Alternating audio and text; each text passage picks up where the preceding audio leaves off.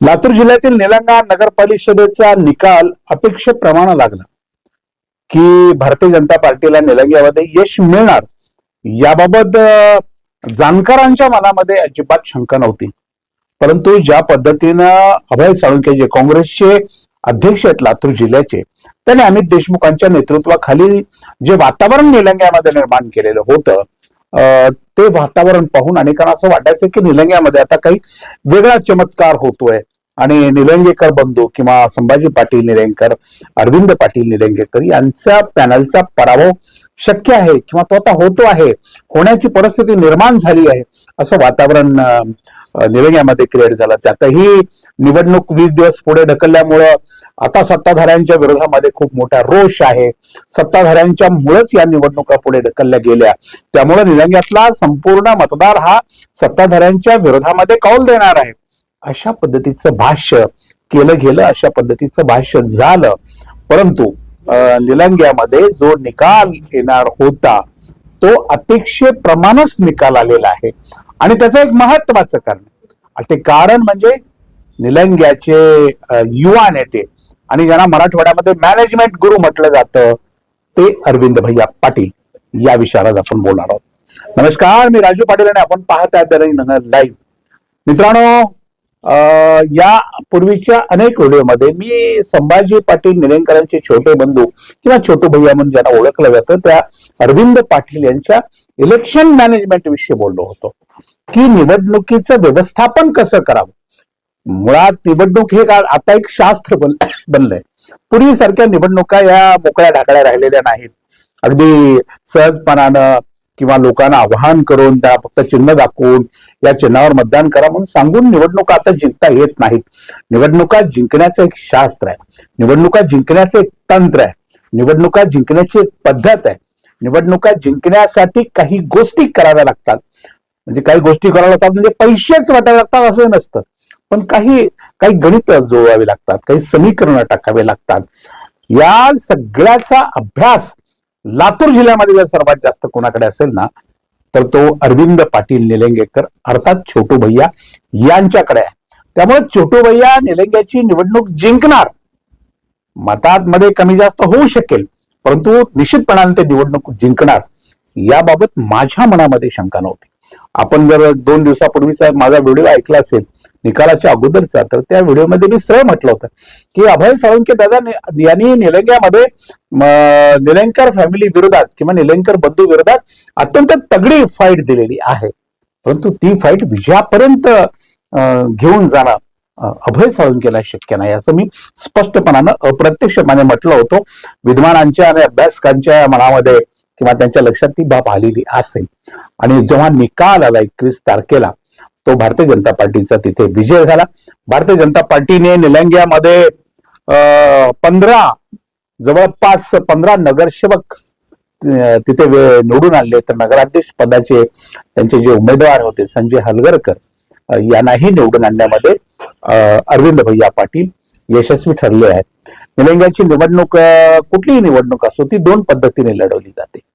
व्यासपीठावरून संभाजी पाटील निलंगेकर हे निवडणूक लढवतात आणि व्यासपीठाच्या खालची किंवा व्यासपीठाच्या पाठीमागची जी मजबूत भूमिका असते किंवा व्यासपीठाच्या पाठीमागेच खऱ्या अर्थानं निवडणुकीचं गुपित दडलेलं असतं. हे निवडणुकीचं गुपित व्यवस्थितपणे हाताळण्याचं काम अरविंद भैया पाटील निलंगेकर यांनी केलेलं आहे. याही निवडणुकीत तेच घडलं. संभाजी भैया सातत्याने व्यासपीठावर राहिले, त्यांनी व्यासपीठावरून भाषणं केली.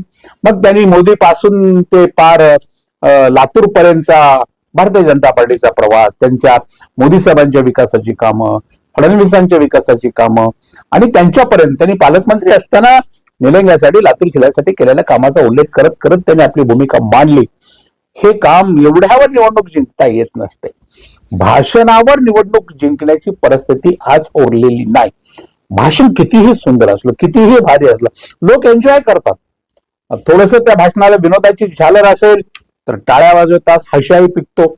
थोडासा सिरियस असेल तर खरंच असं घडलंय हा काही वेळ म्हणजे क्षणिक वैराग्य मतदारांच्या डोक्यामध्ये येतं. परंतु काही काळ निघून गेल्यानंतर ते भाषण, ते व्यासपीठावरचे जे विचार असतात हे पूर्णपणे संपून जातात आणि मग समोर उभं राहतं ते प्रत्यक्ष मतदान केंद्रामध्ये जाऊन मतदान यंत्रावरचं बटन दाबण्यासाठी आवश्यक असलेली यंत्रणा, आवश्यक असलेली मेथड, आवश्यक असलेला खुराक जो मेंदूसाठी आवश्यक आहे तो खुराक देण्याचं काम अरविंद पाटील निलंगेकर हे अत्यंत सक्षमपणाने अभ्यासूपणाने काम करतात.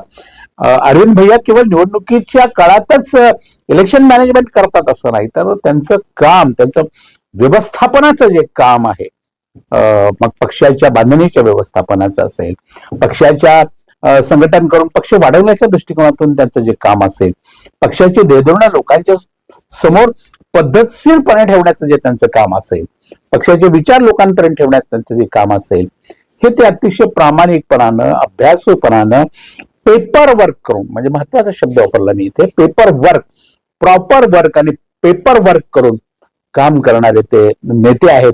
आणि अरविंद भैयांच्या या मॅनेजमेंटचा किंवा अरविंद भैया पाटील यांनी या निवडणुकीमध्ये जे नियोजन केलं, त्या निवडणुकीतल्या नियोजनाचा हा अत्यंत महत्वाचा विषय आहे. संभाजी पाटील निलंगेकरांना या निवडणुकीचं श्रेय नाही असं मी म्हणणार नाही. दोन पद्धतीने हे दोन भाऊ सातत्याने लढत असतात, परंतु संभाजी पाटलांपेक्षा सुद्धा, म्हणजे काय हे विधान करायला हरकत नाही, संभाजी पाटलांपेक्षा सुद्धा अरविंद भैया पाटील यांचे कष्ट, यांची मेहनत, वार्डात घराघरामध्ये पोहोचण्याची त्यांची जी कला आहे, ही कला केवळ शहरापुरती मर्यादित नाही, तर विधानसभेच्या निवडणुकीत सुद्धा आपण या गोष्टी सगळ्या पाहिलेल्या आहेत की संपूर्ण निलंगा विधानसभा मतदारसंघामधली यंत्रणा सतत जागृत ठेवून लोकांच्या पर्यंत पोहोचून आपल्या पारड्यामध्ये, आपल्या पक्षाच्या पारड्यामध्ये विजय कसा पाडून घेता येईल याचं काम अरविंद पाटील अतिशय सक्षमपणाने करत आहेत. निवडणुकीचा निकाल लागला, अरविंद भैयांचं पॅनल किंवा भारतीय जनता पार्टीचे 15 नगरसेवक तिथे विजय झाले, नगराधीश तिथे भारतीय जनता पार्टीचा आला. आता प्रश्न निर्माण होतो की इलेक्शन मॅनेजमेंटचा हा विजय जरूर आहे किंवा भारतीय जनता पार्टीच्या विचाराचा, संभाजी भैया यांच्या नेतृत्वाचा, अरविंद भैया यांच्या सगळ्या राजकीय गणिताचा हा विषय जरूर आहे, परंतु निलंगेचे प्रश्न सोडवण्यासाठी आता दोन्ही निलंगेकर बंधूंना काही वेगळी बांधणी मात्र या निवडणुकीच्या नंतर निश्चितपणानं करावी लागणार आहेच. जे प्रश्न विरोधकांनी उपस्थित केले, मग ते रस्त्याचे प्रश्न उपस्थित केले, पाण्याचे प्रश्न उपस्थित केले, घाणीच्या साम्राज्याचे प्रश्न उपस्थित केले, एमआयडीसीचा प्रश्न उपस्थित केला, त्यानंतर विजेचे प्रश्न उपस्थित केले, अतिक्रमणाचे प्रश्न उपस्थित केले, व्यापाऱ्यांचे प्रश्न उपस्थित केले. या सर्व प्रश्नांना पुन्हा एकदा अरविंद पाटलांनी ही सगळी विरोधकांची भाषणं आता पुन्हा एकदा ऐकून त्याच्या नोंदी घेऊन त्यावर वर्क करण्याची आवश्यकता आहे. मला वाटतं पुढच्या काळामध्ये, येणाऱ्या काळामध्ये अरविंद पाटील विरोधकांना त्यांच्यावर आरोप करण्यासाठी जागाच उरणार नाही अशा पद्धतीचं काम भविष्यामध्ये निश्चितपणानं करतील आणि ते करण्याची त्यांच्याकडे पूर्णपणे कुवत आणि क्षमता आहे. अरविंद पाटलांचा स्वभाव म्हणजे अतिशय हा युवा नेता विनम्र आहे. व्यासपीठावरून तो कोणाला अद्वा तद्वा बोलत नाही, एकेरी भाषा कधी वापरत नाही, हमरी तुमरी अरविंद पाटलांच्या स्वभावामध्ये नाही. अत्यंत शांतपणे, अत्यंत संयमाने, हात जोडून प्रेमाने लोकांना सोबत घेऊन हा पुढे जाणारा कार्यकर्ता आहे. आणि विरोधकांनी कितीही जोरदार त्यांच्यावर आरोप केले तर त्या आरोपाचं उत्तर ते विजयाचा गुलाल उधळून देतात. म्हणजे त्या प्रत्येक आरोपाला सभेमध्ये जाऊन माईकच्या समोर दंड ठोपटून त्याला उत्तर देण्याच्या भानगडीत अरविंद पाटील पडत नाहीत. हे गेल्या अनेक निवडणुकांच्या माध्यमातून आपल्याला बघायला मिळालं. याही वेळेला तेच या पाहायला आपल्याला मिळालं. खरं म्हणजे अभय साळुंखेचं मी कौतुक केलंय. म्हणजे अभय साळुंखेने तिथे जिंकलंच पाहिजे होतं किंवा जिंकण्याची क्षमता अभय साळुंखेमध्ये होतीच असा दावा मी करणार नाही, कारण अभय साळुंखे ला आणखीन खूप काम तिथं करावं लागणार आहे. त्यांना खूप मोठी शक्ती आपल्या पक्षाची तिथं वाढवावी लागणार आहे आणि लोकांमध्ये विश्वास निर्माण करावा लागणार आहे. अरविंद पाटील निलंगेकर यांच्यापेक्षा, संभाजी पाटील निलंगेकर यांच्यापेक्षा सुद्धा प्रभावीपणानं काँग्रेस तिथं काम करू शकते किंवा काँग्रेसकडे प्रभावीपणाने काम करण्याची शक्ती आहे हे तिथे दाखवून देण्यासाठी आणखीन काही दिवस अभय साळुंखेला प्रयत्नच करावे लागणार आहेत. बाकी अभय साळुंखे यांच्यामुळे निवडणुकीत निलंग्याच्या मोठी रंगत भरली किंवा त्यांच्या भाषणं ऐकायला मोठी गर्दी झाली. अनेकदा उत्तम वक्त्याची भाषणं ऐकायला मोठी गर्दी होते. अशी अनेक उदाहरणं आहेत. मध्ये बाळासाहेब ठाकरेंचं उदाहरण आपण पाहिलंय. अनेक वर्ष भारतीय जनता पार्टीला लोकांनी सत्तेच्या दूर ठेवलं, परंतु भारतीय जनता पार्टीचे अटल बिहारींचं भाषण म्हटलं की लोक गर्दी करायचे. बाळासाहेबांच्या शिवसेनेला अनेक लोकांनी खूप वर्ष दूर ठेवलं, परंतु बाळासाहेबांचं भाषण म्हटलं की लोक गर्दी करायचे. असं सगळं अभयदादांच्या बाबतीमध्ये घडतंय.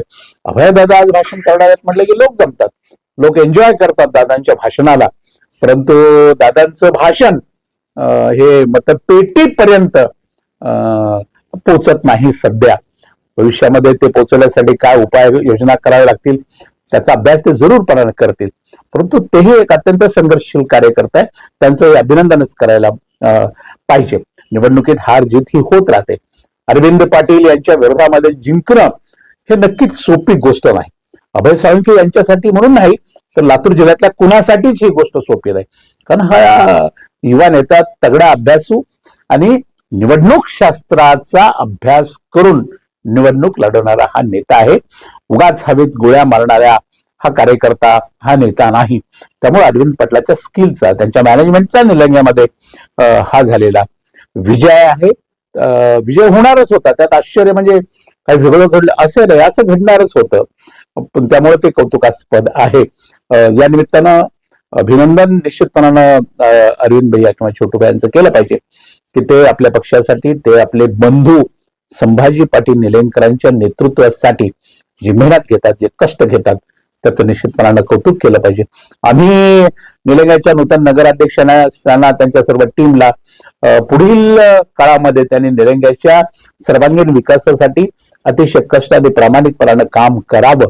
ज्या पद्धतीनं अरविंद पाटील निलंगेकरांनी आपल्याला निवडून आणण्यासाठी काय रक्ताचा एक थेंब थेंब आटवला आहे त्याचं चीज करावं, अशा प्रकारच्या शुभकामना देतो. पुन्हा एकदा अरविंद पाटील निलंगेकर यांचं अभिनंदन करतो आणि थांबतो. अशाच महत्वाच्या विषयावर रोखोक भाष्य ऐकण्यासाठी पाहत रहा रिंगण लाईव्ह, आवाज महाराष्ट्राचा.